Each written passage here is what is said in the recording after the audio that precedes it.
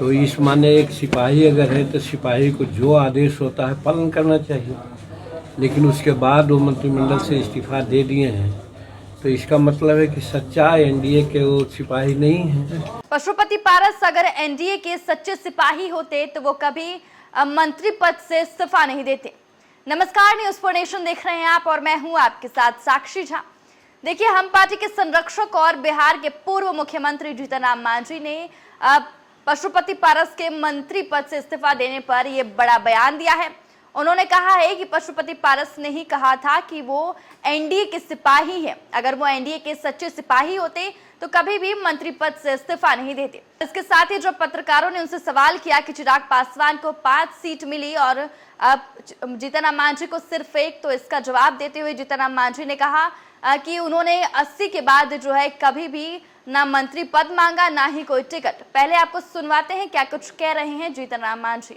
देखिए, उनकी अपनी बात है।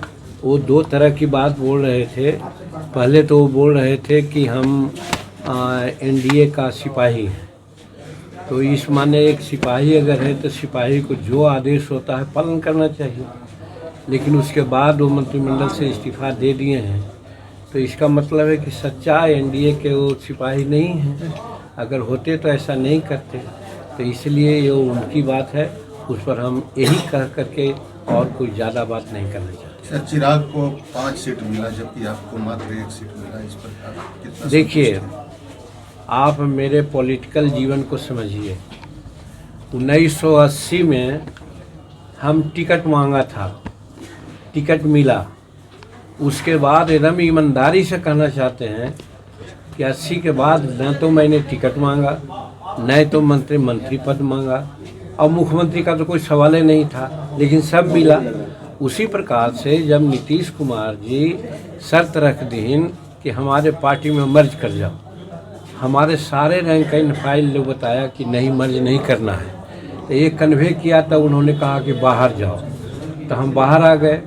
और धन्यवाद देते हैं नरेंद्र भाई मोदी जी को और अमित शाह जी को कि जैसे ही बाहर आए 2 दिन के अंदर ही हमारा बुलावा वहाँ आया और हम वहाँ गए और हम कहा कि हम पूर्ण समर्पण के साथ आपके साथ आए हैं, हमारा कोई टर्म कंडीशन नहीं है। सबसे बड़ी बात यही है कि जितना अहमियत नरेंद्र भाई मोदी जी जीतन मांझी को दिए हैं, देते हैं, जो सब आप लोग जानते हैं, चाहे यूपीए की यूनिवर्सिटी एनडीए की बैठक में हमको तरजीह दिया, वो रिसीव करने में उनको तरजीह दिया कि नड्डा के बाद हमारा ही नंबर था।